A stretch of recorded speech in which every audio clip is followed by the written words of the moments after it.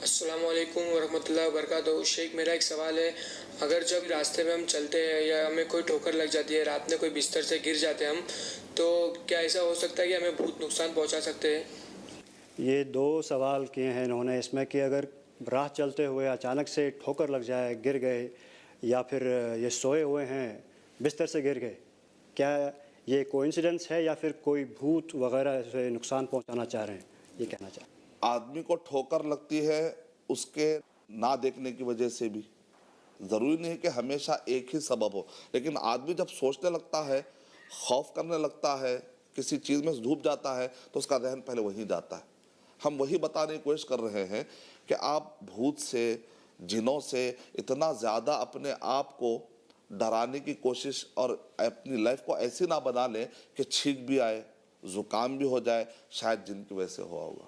اگر کوئی ہمارے نادانی کی وجہ سے، ہمارے کم تجربے کی وجہ سے، ہمارے کچھ غلط کرنے کی وجہ سے کچھ نقصان اٹھا لیتے ہیں ہم، یا بزنس میں کچھ لاس آتا ہے، تو لوگ لے جا کے اس کو جادو سے جوڑ دیتے ہیں، جن سے جوڑ دیتے ہیں۔ یہ ایک غلطی ہے۔ دوسری طرف غلطی یہ ہے کہ اس کا انکار کیا آتا ہے۔ بعض اوقات ایسا ممکن ہے کیونکہ جن کی جو سرشت ہے وہ آگ سے ہے، تو جن تو شرارت کرنا چاہے گا، وہ کبھی ممکن ہے کہ وہ آپ کو ٹھوکر لگائے، وہ کبھی آپ کو ڈھکل دے۔ جیسا کہ ابو بکر جابر الجزائری نے ایک واقعہ خود ان کے اپنے خاندان کا، کہ ایک بچی نے گرم پانی پھینکا۔ اب جب ہم گرم پانی پھینکتے ہیں تو اکثر ہم بسم اللہ کہہ کر نہیں پھینکتے، تو نتیجہ کیا نکلتا ہے، وہاں پر اگر کوئی جن ہو اور اس پر وہ گرم پانی پڑ جاتا ہے تو پھر وہ بدلہ لیتے ہیں انتقام کے طور پر، نتیجے میں پھر اس کو ڈھکلنا، گھر میں تکلیف دینا، یہ ممکن ہے، پازیبلٹی ہے۔ لیکن ہر مسئلے کو، ہر واقعے کو لے جا کر جنوں سے اور جادو سے جوڑ دینے سے پھر وہ ایک خرافات کا سلسلہ شروع ہوگا، پھر وہ وہم، وہ فوبیا۔ تو پازیبلٹی ہے، تو آپ ہمیشہ دعائیں، اللہ کا ذکر کرنے کی وجہ سے جن آپ کے قریب آتے نہیں ہیں۔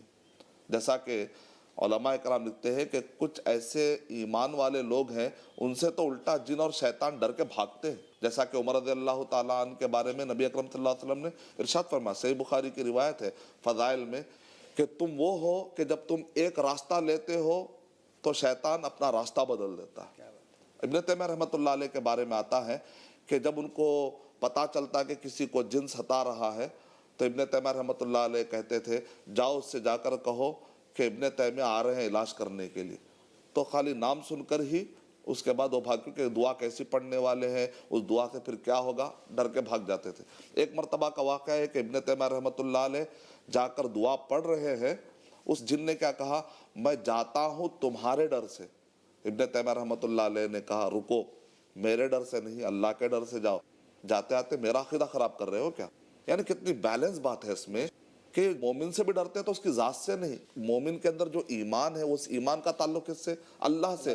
تو اللہ کی مخلوق اللہ سبحانہ و تعالیٰ سے ڈرے، یہی ہمارا بیس ہونا چاہیے، یہی ہماری سوچ ہونی چاہیے۔ جزاک اللہ۔